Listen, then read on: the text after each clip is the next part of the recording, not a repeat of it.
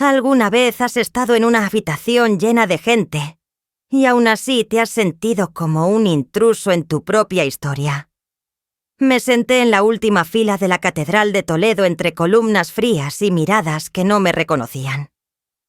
El murmullo de los invitados, el brillo de las joyas, el murmullo de los violines. Todo hablaba de una boda perfecta. Pero yo no estaba allí para celebrar. Estaba allí para recordar, para confirmar con una serenidad que me costó meses construir que no necesitaba detener la ceremonia. Solo necesitaba ver cómo el hombre que me llamó mentirosa se prometía amor eterno, sin saber que su verdadera herencia no estaba en esa iglesia, sino en mi vientre. En mi bolso junto al móvil en silencio descansaba una prueba de embarazo positiva, una invitación que nunca debí recibir, y un número de abogado ya marcado. Afuera la ciudad seguía su vida entre turistas y campanas. Dentro de mí, en cambio, todo había cambiado. Muchos me preguntan por qué no hablé ese día, por qué no interrumpí el beso, por qué no hice una escena. La verdad es que el silencio, cuando nace de la dignidad, hace más ruido que cualquier escándalo. Si alguna vez te callaste para protegerte, escribe entre los comentarios: yo también confié. Y si esta historia te toca alguna fibra, no olvides dar like, comentar y compartir. Porque a veces lo más revolucionario no es gritar, sino marcharse sin volver la vista atrás. Cuando salí de aquella catedral en silencio, la memoria hizo lo que mejor sabe hacer: escarbar el pasado, como si allí todavía quedaran respuestas. Recordé con una claridad incómoda el día en que conocí a Alejandro Santa Cruz. Fue en una presentación de arquitectura sostenible organizada por el Grupo Santa Cruz, una empresa familiar con raíces profundas en el urbanismo madrileño. Yo, Lucía Morales, era la única mujer entre los finalistas del concurso de diseño. A mis 30 años, con poco más que una beca universitaria y una mente llena de ideas, me sentía orgullosa de haber llegado allí, solo con mi trabajo. Él apareció entre aplausos y discursos impecable en su traje gris y con esa sonrisa que no era de actor, pero sí de alguien acostumbrado a obtener lo que quería. Se acercó al modelo que yo había diseñado y murmuró sin presentarse: «Has conseguido que el concreto parezca humano».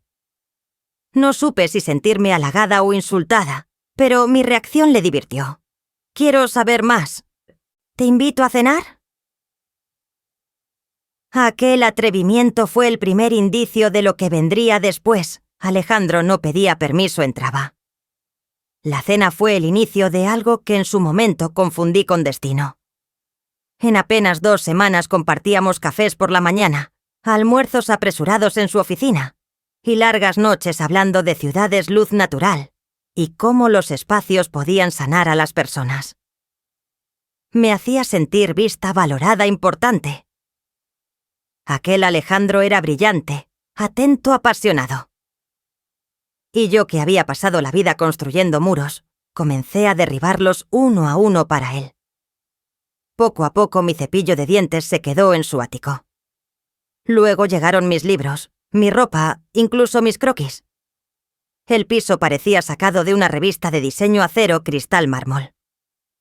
Lo mío, con colores, texturas e historia, desentonaba. Una noche, mientras reorganizaba mis pequeñas cerámicas, él comentó en tono neutro: «Tal vez mi decorador pueda integrar tus cosas con más armonía». Reí.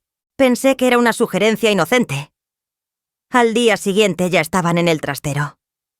Con el tiempo las sugerencias se convirtieron en correcciones. «Esa blusa no te favorece tanto. Podrías hablar menos de trabajo frente a mis socios. Eres brillante, pero a veces intensa». Yo las aceptaba pensando que amar también era adaptarse, que confiar era permitir que alguien te moldeara un poco, si con eso se fortalecía la relación. Mis amigas comenzaron a notar la transformación. Laura, mi mejor amiga desde la universidad, me dijo en una comida: «Antes hablabas con fuego. Ahora pareces pedir permiso para respirar». Me reí. Le respondí que estaba madurando, que por fin había encontrado una estabilidad. Pero en el fondo la frase se me quedó clavada en el pecho. La propuesta llegó un año después de conocernos. Fue en una terraza privada en Menorca con vino blanco, velas y una vista absurda del mar. «Quiero despertarme contigo el resto de mi vida», dijo mientras sacaba un anillo pequeño discreto con el logotipo de la firma grabado por dentro. Lo vi como un gesto tierno sin notar entonces que ya todo en mi vida comenzaba a llevar su sello. Acepté. Por supuesto que acepté. Confiaba. En él.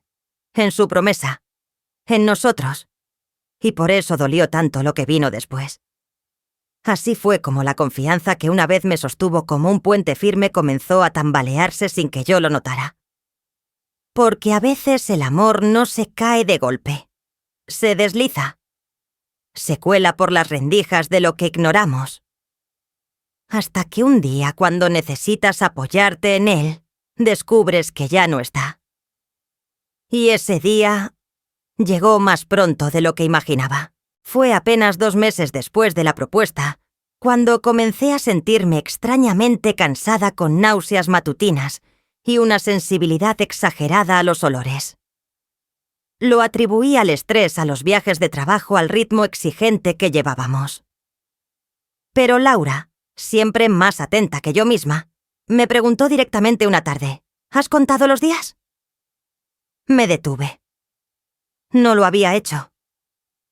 El test de embarazo lo confirmé a solas en el baño de nuestro piso, un martes por la mañana.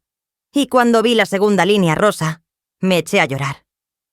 No de miedo, de emoción, de algo que parecía plenitud. Pensé en contárselo esa misma noche con una cena especial y un regalo simbólico, un marco plateado con la frase «Pequeño Santa Cruz en camino». Pero esa noche Alejandro llegó agitado, con el rostro tenso, hablando sin parar sobre una operación financiera que estaba a punto de derrumbarse. Decidí esperar. No quería empañar el momento. Guardé el regalo en el cajón. Al día siguiente dejé discretamente unas vitaminas prenatales en el baño. Un gesto simple, doméstico, casi tierno. No esperaba que se convirtiera en el principio del fin. Cuando volví del trabajo lo encontré sentado en el sofá con la caja de vitaminas entre los dedos como si fuese dinamita. Su expresión era la de alguien que ha sido traicionado. «¿Qué es esto?», preguntó sin alzar la voz, pero con un filo que me heló. Tragué saliva. «Iba a decírtelo ayer, pero estabas alterado. Estoy embarazada, Alejandro. Vamos a tener un bebé». Hubo un silencio largo. Esperé emoción, sorpresa, miedo incluso. Pero lo que obtuve fue burla. «Qué conveniente», dijo con una sonrisa amarga. «Justo ahora que la empresa atraviesa su primera crisis seria, y tú apareces con esta noticia». «Me estás atrapando, Lucía». La frase me perforó. No me la esperaba de él. No después de todo. Intenté explicarme, pero él ya no estaba escuchando. Lanzó la caja contra la pared, donde se desparramaron las pastillas sobre el suelo pulido. «No estamos listos para esto. Arregla el problema. Haz lo que tengas que hacer». No respondió a mis lágrimas ni a mis súplicas. Solo se encerró en su despacho y cerró la puerta. Los días siguientes fueron una niebla espesa. Apenas dormía. Apenas comía. Reuní valor para ir a hablar con su familia. Pensé que podrían ayudar, que pondrían cordura. Pero lo que encontré fue algo más frío a un cálculo. Me citaron en una sala de juntas en la sede de la empresa, con vista al Skyline de Madrid. Allí estaban Alejandro, su madre, doña Silvia, su padre Ignacio y su abogado. Me ofrecieron 30.000 euros y un contrato de confidencialidad a cambio de resolver la situación discretamente. Silvia cruzó las piernas con elegancia. «Eres joven, tienes talento, no necesitas este obstáculo. Te ofrecemos libertad». Me mantuve firme. «No voy a abortar». Este hijo no es un error. Busqué en los ojos de Alejandro un mínimo de humanidad. No lo encontré. Fue un error. Cometimos un error. Y ahora mis padres están intentando arreglarlo. Dijo como si hablara de un mal cálculo fiscal. Me marché con las manos vacías, pero con la certeza de que no estaba loca. Ni sola. Ni equivocada. Si ellos creían que podían barrerme bajo la alfombra como a un problema menor, era porque no sabían de qué estaba hecha. Lo que siguió fue aún más cruel. En menos de una semana perdí mi empleo en el estudio donde trabajaba parte del conglomerado Santa Cruz. Cancelaron mis credenciales, cambiaron la cerradura de nuestro piso y enviaron mis pertenencias en cajas mal cerradas al lobby del edificio. 2 años de mi vida reducidos a 5 cajas y una acusación brutal. Has utilizado información confidencial. Nadie me defendió. Nadie preguntó. Me convertí en un nombre que no debía ser mencionado. Pero en medio de aquel exilio forzado algo creció dentro de mí. No solo una hija, también una determinación nueva.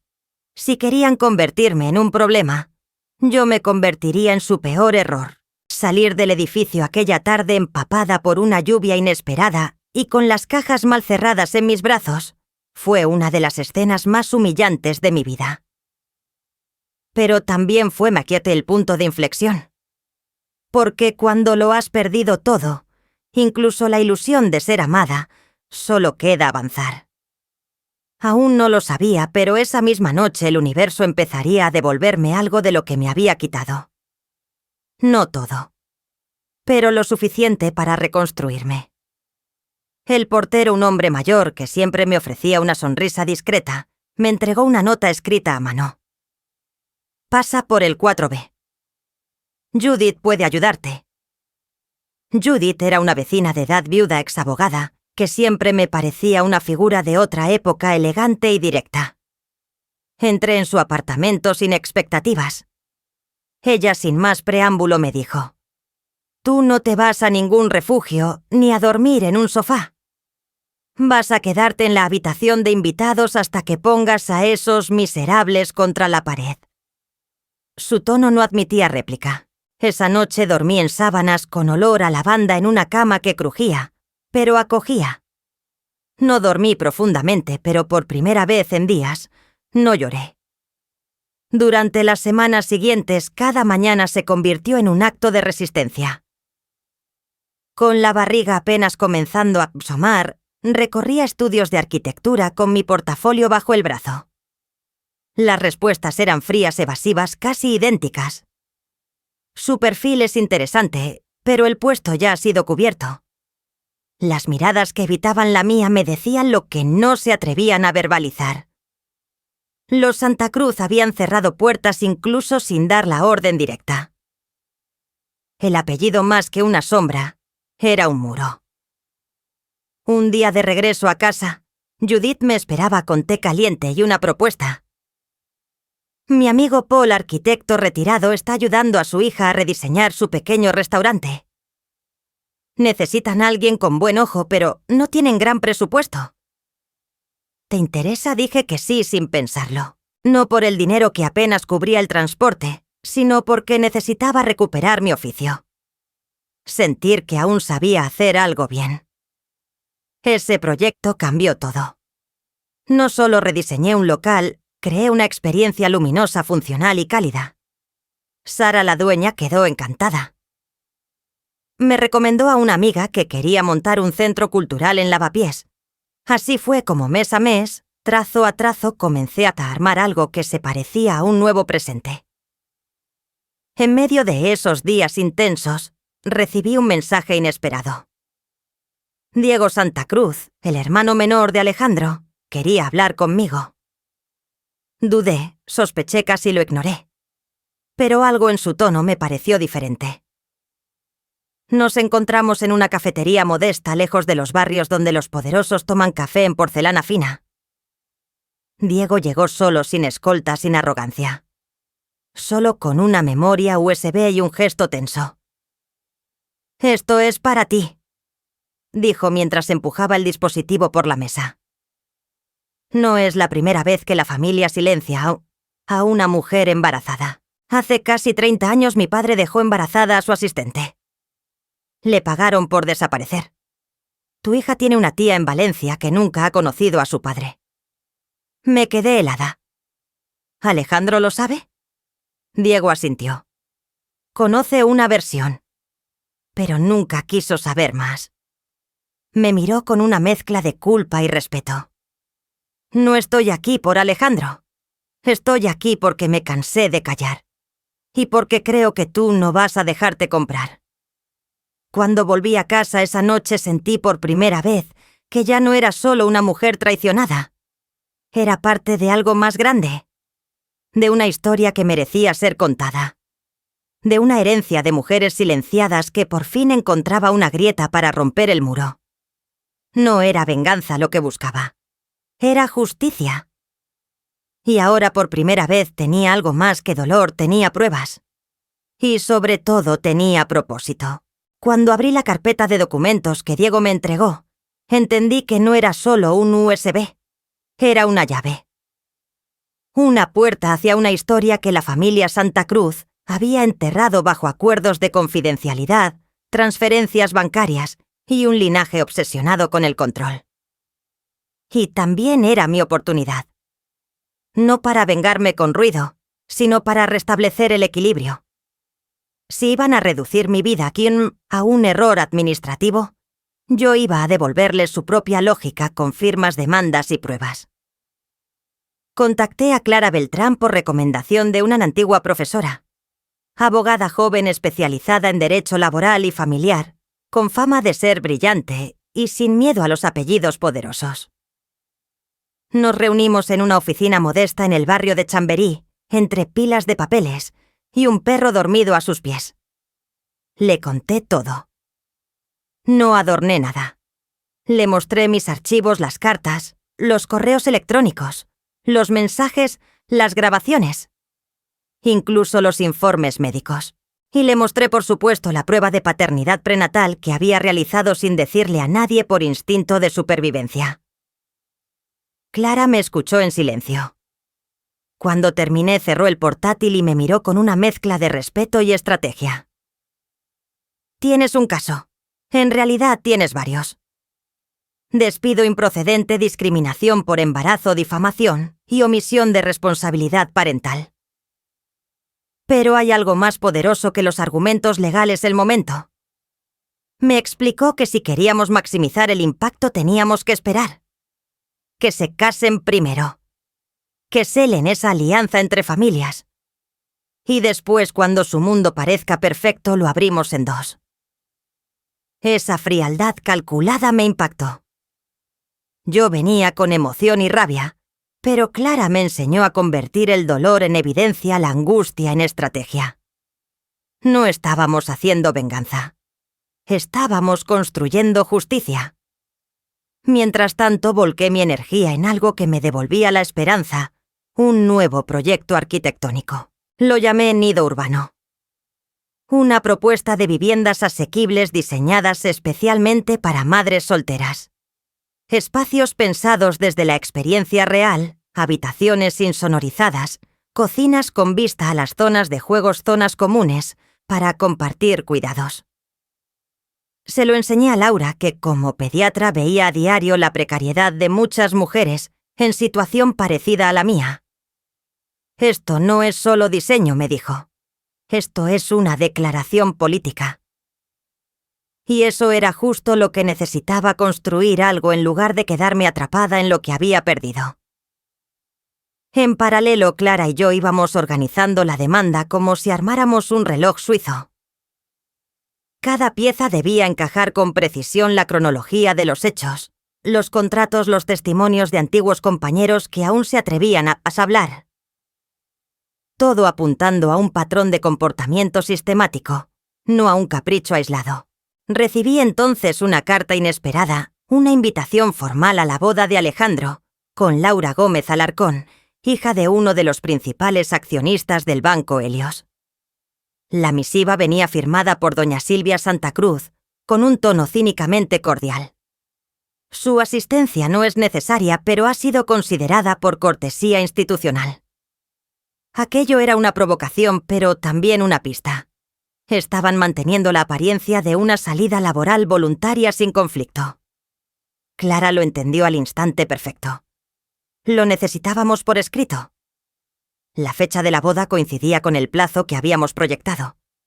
Todo iba según lo planeado. Pero entonces recibí otra llamada inesperada. Diego. Elena quería advertirte. Alejandro ha contratado a un investigador privado. Están buscando cualquier cosa para deslegitimarte antes de que tomes acción legal. Fotos, rumores, movimientos bancarios. Todo. Sentí un escalofrío, pero no sorpresa. Clara ya me había prevenido: cuando los poderosos sienten miedo, atacan primero. Colgué el teléfono y caminé hasta el espejo. Mi reflejo mostraba a una mujer distinta. No la misma que lloraba en el suelo recogiendo pastillas. No la que fue expulsada de su propia casa como una intrusa. Esta nueva mujer conocía las reglas del juego. Y tenía algo que ellos nunca imaginaban: que sobreviviría: dignidad. Estábamos listas. La demanda sería nuestro idioma.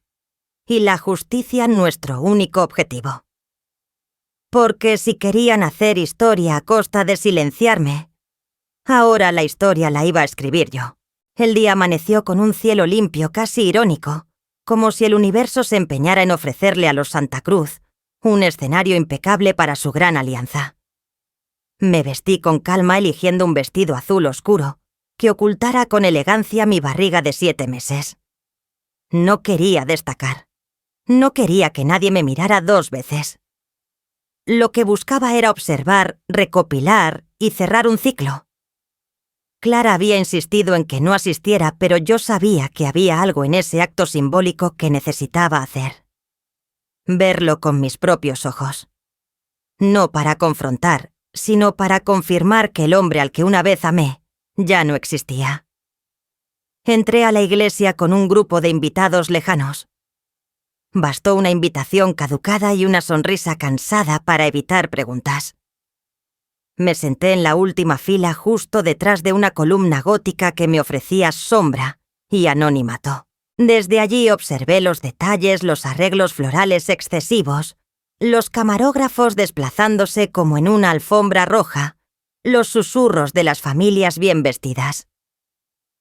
Todo estaba pensado para la perfección, para la imagen, para la nota de sociedad del lunes. Pero lo que más me llamó la atención fue la expresión de Alejandro cuando apareció en el altar. Sonreí así. Pero no era una sonrisa real. Era un gesto ensayado. De esos que uno aprende cuando vive más para los demás que para uno mismo. Y aunque nadie más pareció notarlo, yo sí. Porque yo conocía su mirada cuando sentía miedo. La ceremonia comenzó. Palabras elegantes, votos cuidadosamente redactados, miradas cómplices que no terminaban de tocarse. En mi bolso, junto a una botella de agua y mis documentos, tenía la carpeta preparada, la prueba de paternidad prenatal, las pruebas del despido improcedente, las capturas de pantalla con sus mensajes. No eran armas, eran verdades. Entonces la vi. Una de las damas de honor. Cabello oscuro recogido con flores pequeñas, mirada amable, gesto atento. Me miró 2 veces.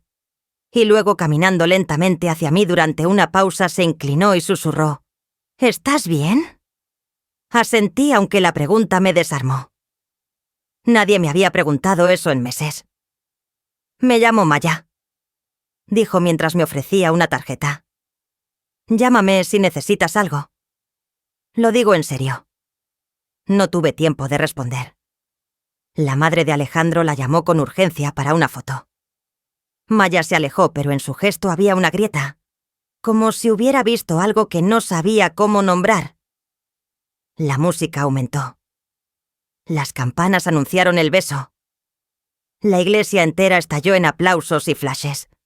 Y yo me levanté en ese instante, sin prisa, sin rabia. Caminé hacia la salida lateral, pasando junto a una pila de programas de misa. Al empujar la pesada puerta de madera, un rayo de sol me cegó por un segundo. Era un nuevo aire. Y lo supe. No necesitaba presenciar nada más. Pero justo cuando bajaba los escalones, un coche negro se detuvo frente a la iglesia. Reconocí de inmediato ese coche. El chófer bajó la ventanilla, pero al verme se congeló. Detrás Alejandro estaba sentado con el rostro vuelto hacia la puerta principal. Aún no me había visto. Me escondí en el marco de piedra conteniendo la respiración. No era miedo. Era claridad. Ese momento fue la confirmación. No estaba allí para escándalos ni para que me vieran. Estaba allí para mí. Para dar por terminado un capítulo. No necesitaba su reacción. No necesitaba su perdón. Mi móvil vibró. Era Clara. Los documentos están listos para ser presentados esta semana. Confirmamos. Escribí una sola palabra. Sí. Mientras me alejaba caminando despacio, pasé por una pareja de turistas que discutía por un mapa. La vida seguía. Las calles estaban vivas. Y en mi vientre mi hija dio una patadita firme como si también quisiera irse. Detrás de mí quedaban flores violines y sonrisas fingidas. Frente a mí comenzaba otra historia. Una sin apellido prestado. Una donde mi silencio no era derrota sino la forma más elegante de decir «Yo ya no pertenezco a este lugar».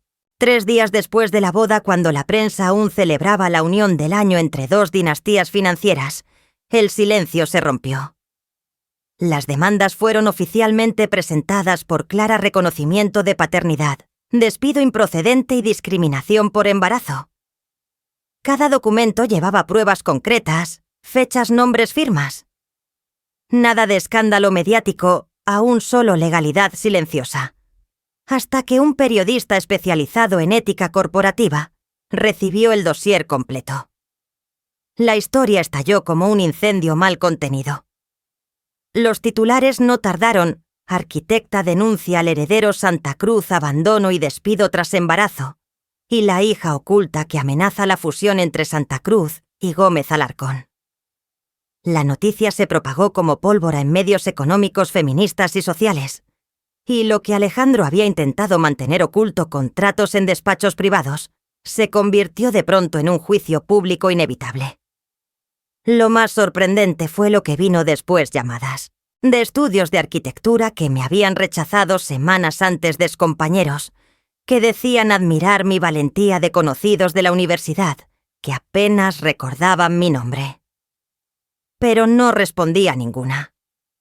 No porque no me importara, sino porque en ese momento tenía prioridades más urgentes: terminar la propuesta de nido urbano y acudir a las citas médicas que cada vez eran más frecuentes.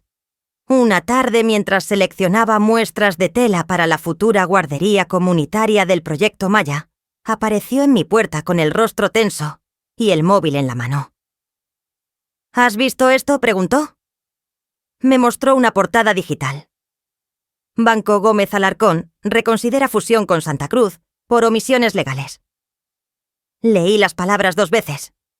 Según el artículo, el padre de la novia estaba furioso por no haber sido informado del embarazo antes de la boda. Se rumoreaba incluso la anulación de ciertos acuerdos. Debí sentir satisfacción. Tal vez un tipo de revancha. Pero en lugar de eso sentí vacío. Porque para mí la intención nunca fue destruir nada, solo proteger lo que aún podía construir. «Van a contraatacar», dije en voz baja. «Déjalos», respondió Maya. «Tú sigue construyendo». Esa misma noche recibí una llamada de Diego. Me pidió vernos en persona. Acepté con cierto recelo. Nos encontramos en un café discreto del barrio de Salamanca. Estaba ojeroso, pero sereno.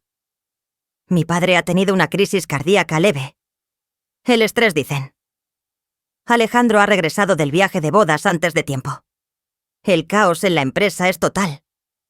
Me miró con una mezcla de cansancio y decisión. Me han pedido que represente a la familia en una posible negociación. No confían en Alejandro para resolver esto. Quieren cerrar todo antes de que se hunda el barco. Deslizó una carpeta sobre la mesa. Esta es la oferta final: reconocimiento público de paternidad, pensión completa para tu hija, hasta la universidad, compensación económica significativa y una disculpa formal. Abrí la carpeta y leí cada página con calma. Las cifras eran generosas, sí. Pero lo que me detuvo fue el último punto: declaración pública de responsabilidad por parte del Grupo Santa Cruz en relación a los hechos acontecidos con la arquitecta Lucía Morales. Levanté la vista. Falta una palabra. ¿Cuál? Disculpa. No solo responsabilidad legal. Disculpa moral. Por silenciarme. Por intentar borrarme. Diego asintió en silencio. Sacó un bolígrafo. Hizo una anotación. Lo incluiré. Entonces sacó una pequeña caja de terciopelo y la empujó hacia mí. Esto iba a ser para la esposa de Alejandro. Pero creo que debería ser para tu hija. Es el relicario de la abuela.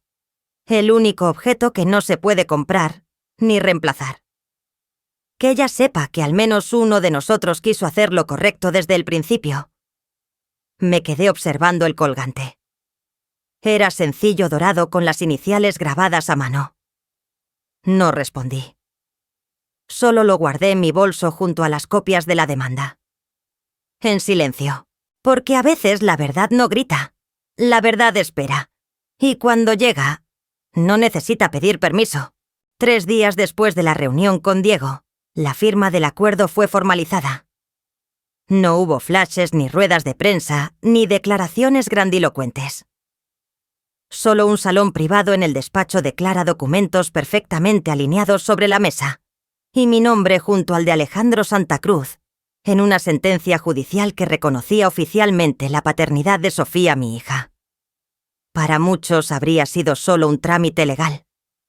Para mí era la confirmación de que todo lo que había soportado no había sido en vano. Pero lo más importante no fue del reconocimiento público. Fue lo que ocurrió después, lejos del ruido de los medios y de los que ahora fingían respetarme.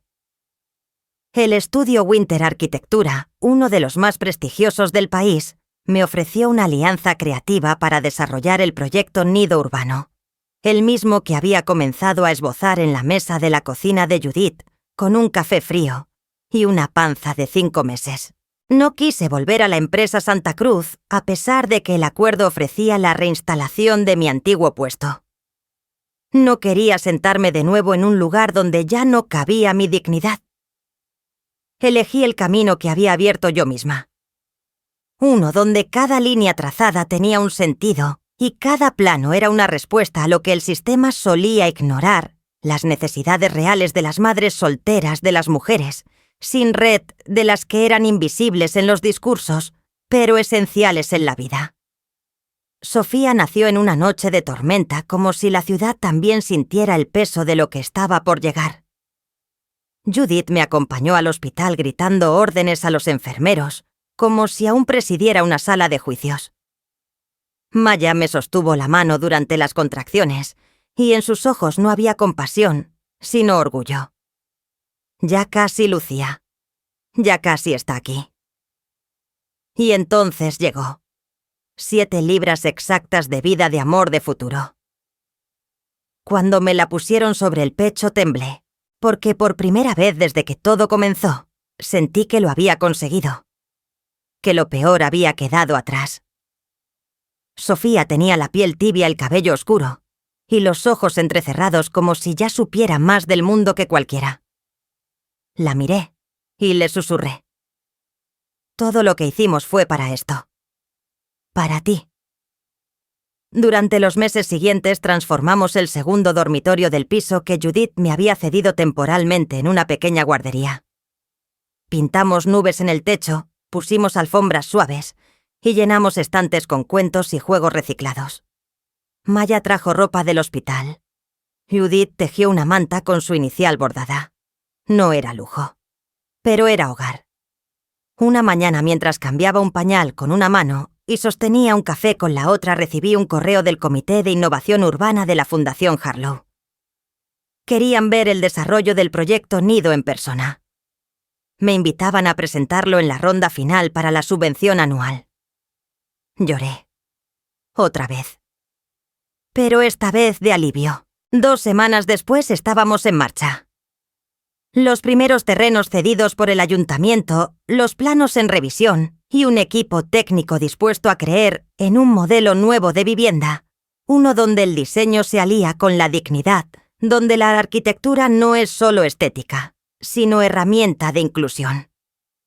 Y en medio de todo ese renacer, una escena que no olvidaré desde la ventana de mi nueva oficina, en el barrio donde antes solo podía soñar con vivir, vi un coche negro detenerse unos segundos frente a la verja. Era Alejandro.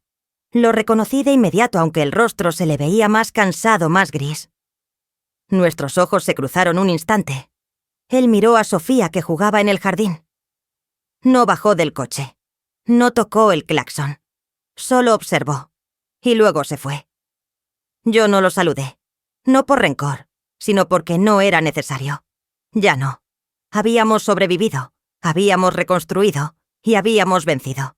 No con ruido, no con odio, sino con propósito, con presencia, con una libertad ganada. Desde el silencio.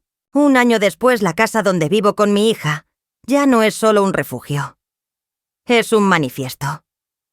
Cada rincón fue diseñado por mí, pensado para una vida nueva, para una infancia sin miedo ni silencios forzados. El prototipo de nido urbano ha sido aprobado, y la primera fase ya está en construcción. Madres solteras, mujeres invisibilizadas, niños nacidos fuera del molde tradicional. Por fin tendrán un espacio que los acoja como merecen. Sofía, mi hija, camina ahora por el jardín con pasos firmes, como si la tierra la reconociera. En su mirada hay algo que yo tardé años en recuperar, la certeza de que merece ser amada sin condiciones. A veces la miro y me pregunto qué habría sido de ambas si yo hubiera aceptado el silencio que me ofrecieron a cambio de desaparecer. Pero no desaparecí. No me callé. No acepté lo que no era justo. Y eso, aunque no lo parezca, también es amor. Si alguna vez creíste en alguien que terminó rompiéndote, escribe en los comentarios: yo también confié, porque no estás solo. Porque somos muchas.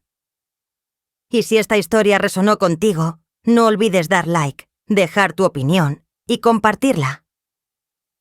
Tal vez alguien más necesite recordar que la libertad también se hereda.